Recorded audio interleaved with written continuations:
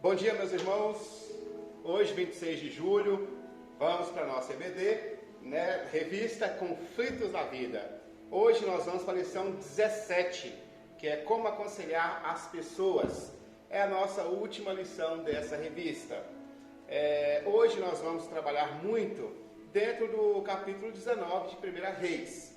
É um texto muito conhecido, muitas das vezes usado para falar sobre depressão, sobre suicídio, mas hoje a gente vai abordar ele na questão do aconselhamento.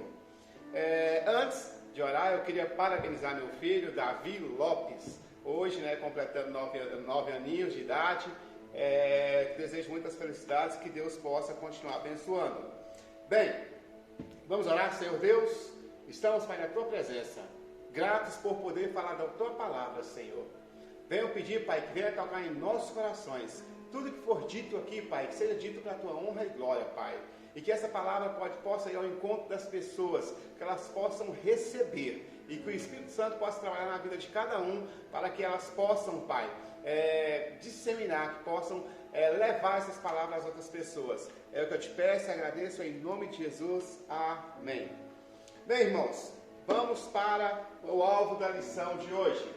O aluno será capaz de saber, entender as etapas do relacionamento conselheiro e aconselhado, sentir, reconhecer a necessidade e a importância e o valor do aconselhamento cristão, agir, autoavaliar a fim de perceber se precisa de aconselhamento. Ao longo desses meses, nós abordamos uma série de temas, como o sentido da vida, o pecado, conflitos e sofrimento, ansiedade e medo, depressão, culpa, ira, solidão, inferioridade e baixa autoestima, enfermidade e luto, desesperança e suicídio, vícios e compulsões, alcoolismo, finanças e consumismo, filhos e lares desestruturados, e na semana passada nós falamos de inveja. Todos esses temas foram abordados dentro da revista.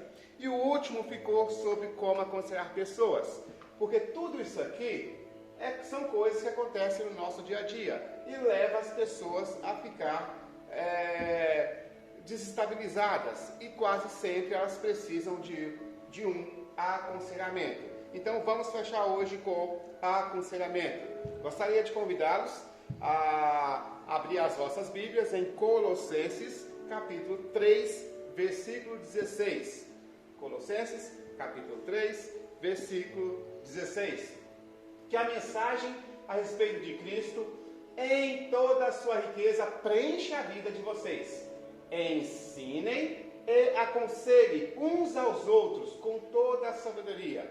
Cantem a Deus salmos, hinos e cânticos espirituais com o coração agradecido. Nós vemos, que Paulo nos ensina a ensinar e aconselhar uns aos outros. Mas como estar preparado para aconselhar uns aos outros? Bem, na nossa introdução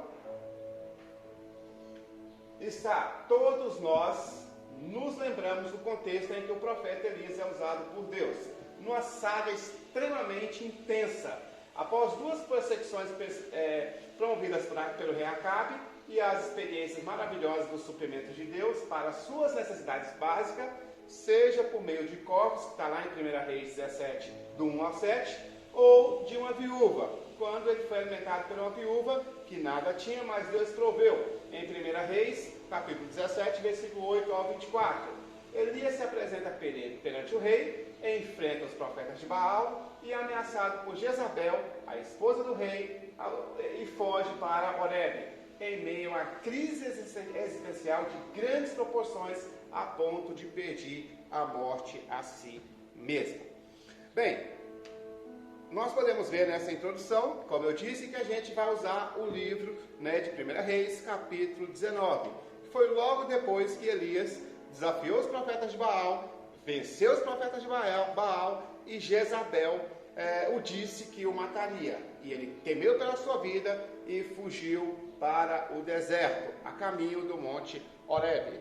né? E Elias ficou se questionando de tantas coisas que ele já havia feito, mediante a permissão e o cuidado de Deus, e mesmo assim sendo perseguido. E isso não é diferente conosco. Tantas coisas que nós fazemos, e mesmo assim acontecem coisas que nós não esperamos, né? E o processo de aconselhamento, a gente vai separar ele em 5 etapas, que é a conexão, depois vem a exploração, o planejamento, o desenvolvimento e, por fim, o encerramento. E quando a gente trata dos problemas em aconselhamento cristão, especialmente quando se trata de depressão, ele será usado porque a maneira adotada pelo próprio Senhor Deus, quando ele estava cuidando de Elias, no capítulo 19, nos dá uma perspectiva muito importante, muito interessante, do ponto de vista de conselheiro. Por isso que o nosso tema da lição é o aconselhamento. E como eu disse, vamos trabalhar com 5 etapas. A primeira delas é a etapa da conexão. Bem, a conexão é a fase de criar laços. Eu gostaria de convidá-los a ler 1 Reis, capítulo 19. Vamos ler do versículo 1 a 8. 1 Reis, capítulo 19, 1 a 8. Acabe contou a Jezabel tudo o que Elias havia feito, incluindo o modo como havia matado todos os profetas de Baal. Por isso Jezabel enviou esta mensagem a Elias: que os deuses me castiguem severamente se, até amanhã, nesta hora, eu não fizer a você o que você fez aos profetas de Baal. Elias teve medo e fugiu para salvar a sua vida. Foi para Berseba, uma cidade de Judá, e ali deixou seu servo. Depois foi sozinho para o deserto, caminhou o dia todo, sentou-se debaixo de um pé de giesta e orou, pedindo para morrer. Já basta, Senhor, disse ele, tira minha vida, pois não sou melhor que meus antepassados, que já morreram. Então ele se deitou debaixo do pé de giesta e dormiu. Enquanto dormiam, um anjo tocou e disse: levanta e coma.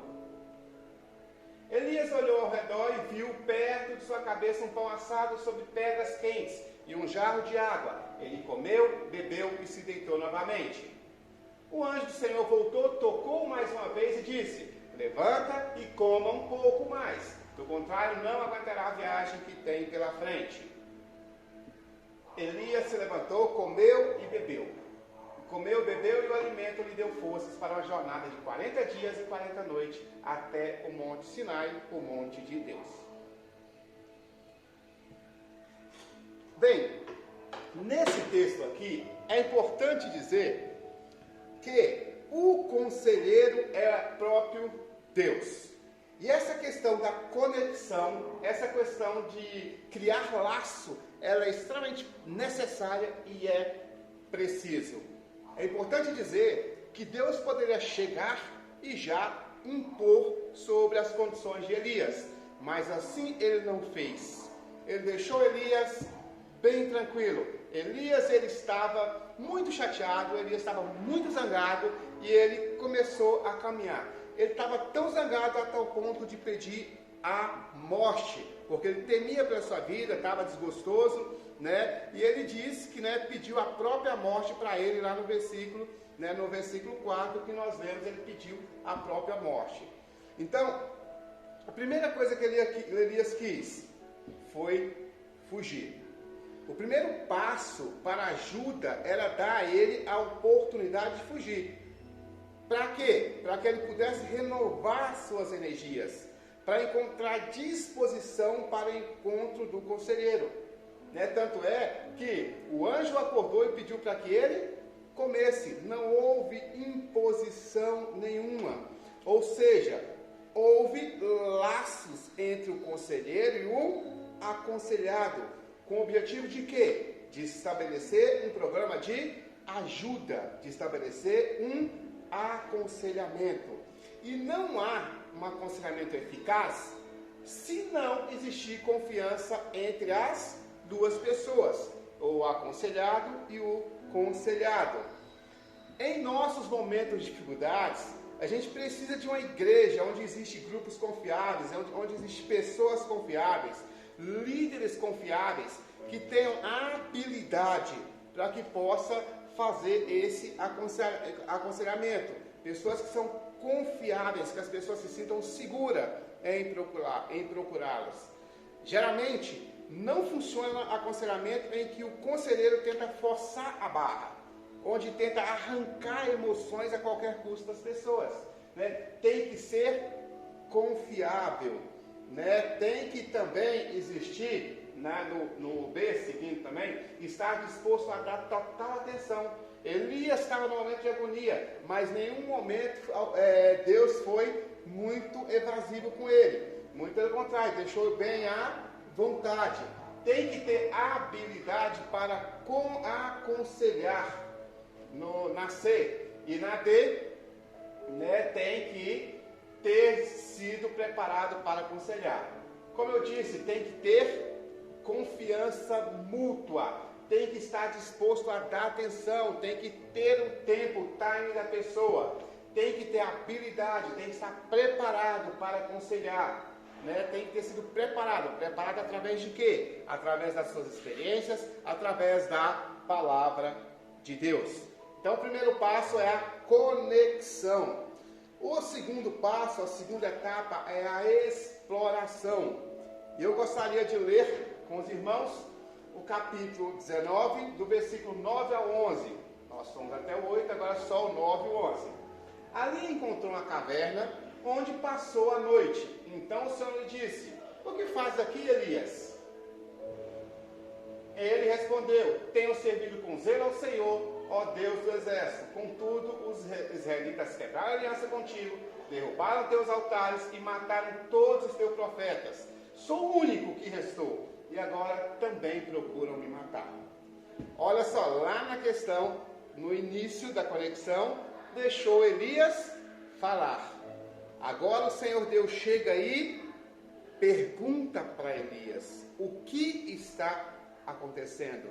É muito importante essa questão da exploração, deixar a pessoa à vontade para falar. Tem que dar oportunidade para que as pessoas possam abrir o seu coração, expor as suas frustrações, as suas ansiedades, né, para que ela possa experimentar a cura. Mesmo que tenha acontecido em um local, às vezes você acha que é um local diferente, mas aquele local tem que ser onde a pessoa se sinta bem, onde a pessoa se sinta tranquila para falar. A pessoa tem que estar fortalecida, tem que estar confiante para falar. A gente tem que ter muito cuidado com as perguntas que a gente faz para a pessoa, né? Tem que ter muito cuidado, tem que ouvir com atenção os interesses dela. Nós temos que ser tardio para falar, né? Nós temos também que estimular o aconselhado a expressar pensamentos de sentimento, fazer perguntas exploratórias adequadas e também demonstrar respeito, empatia e sensibilidade. Isso aqui são algumas fases que a gente precisa ter cuidado na hora de explorar. Não adianta querer arrancar as coisas à força, né? Tem perguntas que são bem pertinentes, como: fale um pouco sobre o que está acontecendo com você. Há algo mais que você deseja falar? Em que posso ajudar? Né? A gente precisa saber ouvir. Às vezes eu tenho o hábito de dizer, não é à toa que a gente tem 2 ouvidos e uma boca, que é para muitas vezes ouvir mais e falar menos. Temos que ser tardio para falar e prontos para ouvir. Isso em um aconselhamento é fundamental. Por isso é importante separar um local, né, um momento adequado para que haja esse aconselhamento, onde a pessoa pode estar à vontade, onde ela está desligada de telefone, de filhos, né, de tudo aquilo que vem atrapalhar, focar naquele problema que está acontecendo. E você, conselheiro, muito cuidado com a sua postura, né, porque às vezes você está querendo ouvir a pessoa está falando e você está lá no seu telefone. Às vezes a pessoa está falando, mas você está virado para o mundo da lua, né? Tem que estar focado no problema dela, tem que estar junto com ela. Ela pronta e você também pronta. Tem que estar toda a atenção a ela. Primeira fase, conexão. Segunda, exploração. A terceira fase, planejamento. Eu já deixei a vontade, já exploramos, já identificamos o problema, agora vamos planejar como ajudá-lo a resolver este problema. E como é que aconteceu isso com Elias? Elias fugiu porque queriam matar, ficou tão angustiado que queria morrer. Deus chegou e perguntou o que Elias estava fazendo ali. Ouviu Elias? Agora vamos estabelecer uma estratégia, um planejamento para resolver o problema. Porque é importante perceber que você está passando por esse problema, mas você não vai ficar neste problema. Gostaria de ler para entender um pouco isso, ilustrar no texto, em 1 Reis, capítulo 19, a partir do versículo 12 até o 18.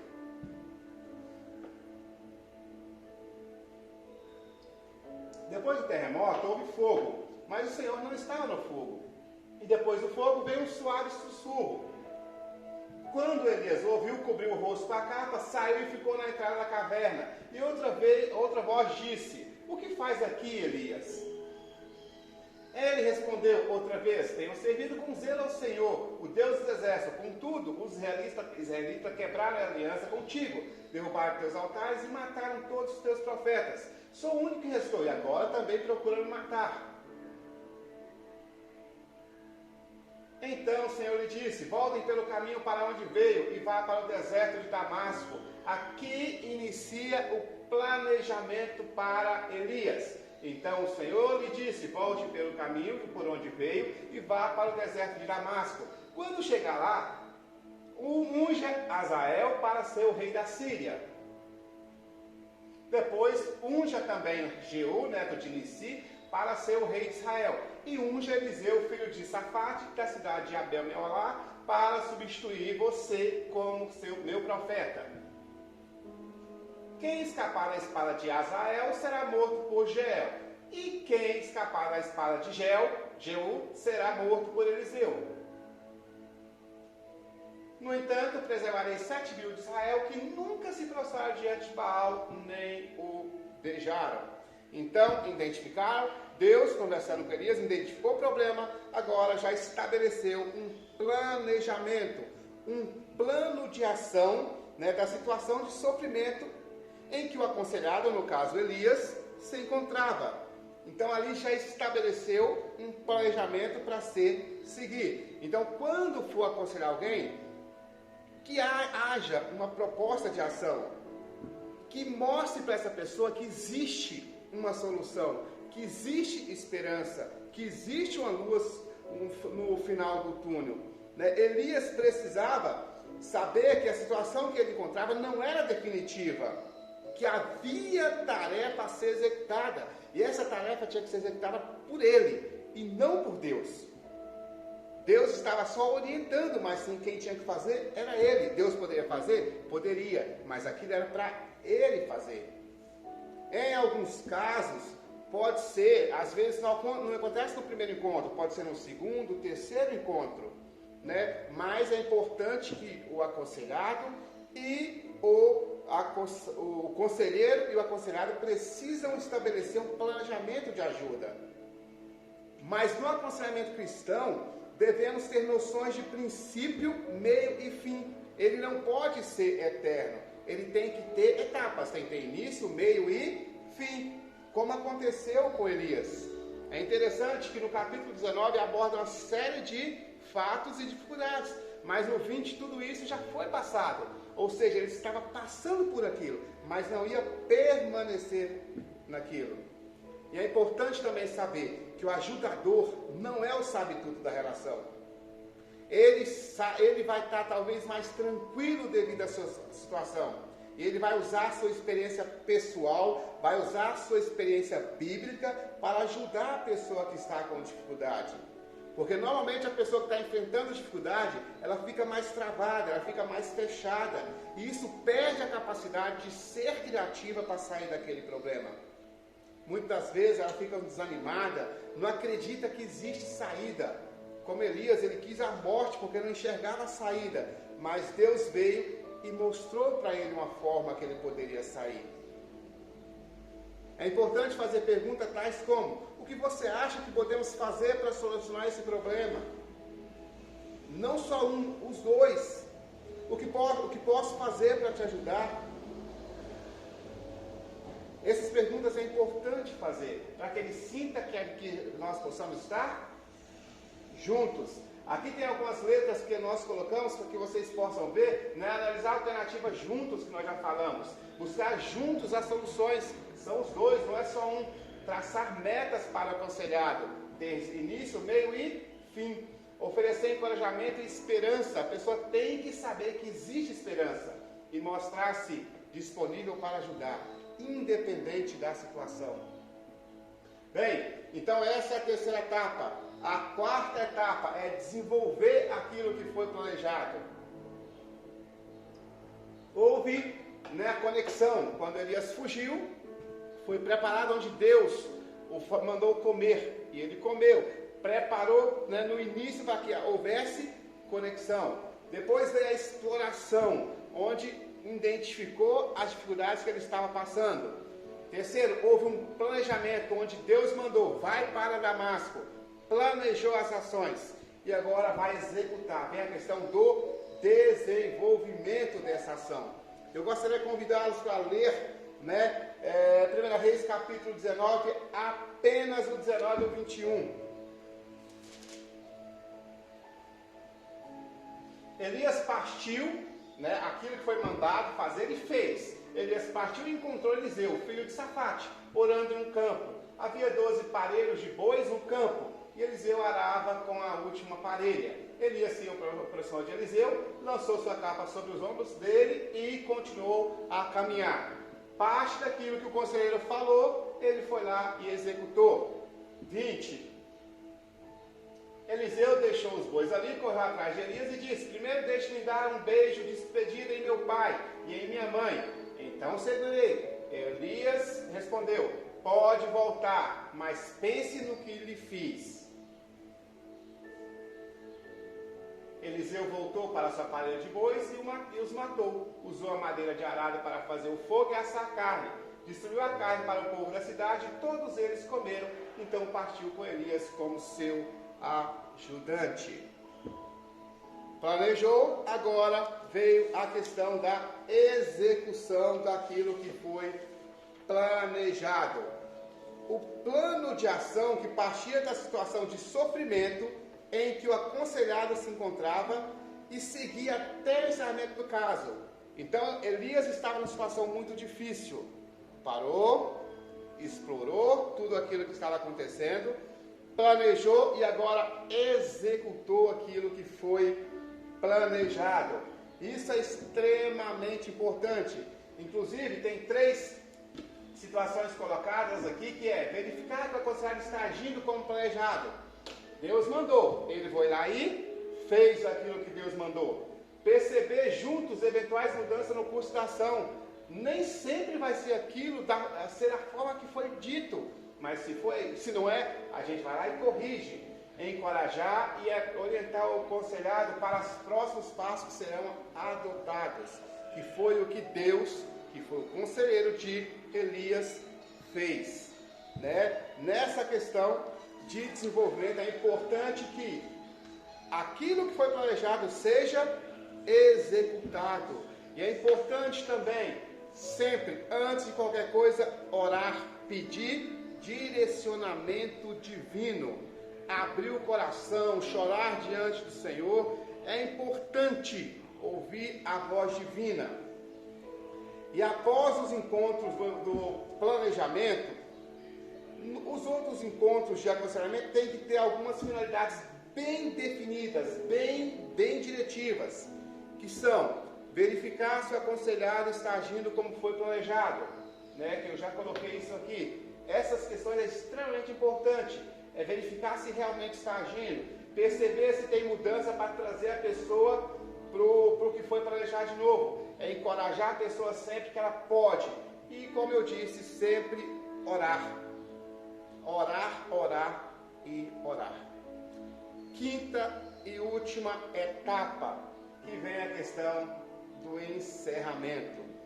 Bem, O encerramento vem. Reconhecer que o aconselhado é uma pessoa capaz. Todas as pessoas são capazes e são capacitadas por Deus. É mostrar que está disponível sempre que necessário. O conselheiro sempre está disponível. E também concluir o aconselhamento e encerrar os encontros. Como eu disse, não é eterno. Como eu disse também, a vida do ministério de Elias não acaba no meio do problema abordado no capítulo 19. E o aconselhamento não permanece eternamente. Quando vai para a 1 Reis capítulo 20, o assunto já muda, já é outro. Ou seja, aquilo já foi resolvido. Não usou o encontro de aconselhamento apenas para jogar a conversa fora. Ajudar pessoas significa reconhecer que elas são capazes e que as suas histórias de vida podem mudar, que os seus problemas podem ser resolvidos e que são problemas eventuais, não são problemas permanentes. O aconselhamento cristão não deve criar um relacionamento de dependência, ele tem que ser resolvido. Como eu disse, tem que ter início, meio e fim. A gente trabalha para a libertação das pessoas e não para mantê-las presas num problema sem fim. Além de tudo isso, o aconselhamento não pode ser abandonado, mas deve ser concluído. Assim como precisamos de um trabalho adequado para iniciar um programa de aconselhamento, também precisamos concluir um programa de ajuda, com sabedoria, lucidez e correção. Então tem que ter, como eu disse, o início, meio e fim. E para concluir, o conselheiro deve ser capaz de fechar a conta e abrir portas a um acompanhamento posterior na medida certa e da maneira correta. Meus irmãos, existem muitas pessoas que precisam de você. Se capacitem no Senhor, se capacitem na palavra do Senhor. Se o profeta Elias passou por dificuldade, imagine gente, a nós, mas esteja pronto a aconselhar as pessoas e levar o melhor de Deus a elas. Dentro da igreja, ou no seu trabalho, na sua escola, seja onde for, tem muita gente que precisa de você como conselheiro. Vá ao encontro delas e ajude elas usando a luz da palavra de Deus. Agradeço a todos, tenham um ótimo domingo, em nome de Jesus e amém.